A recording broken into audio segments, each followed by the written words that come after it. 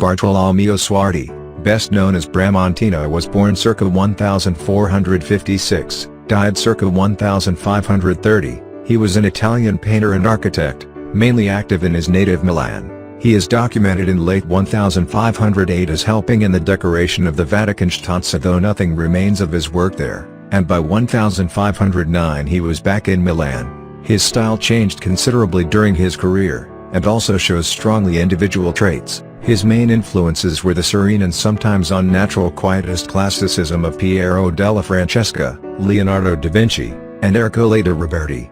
But his works also display a sometimes disquieting immobile expressiveness comparable only to the last of these three.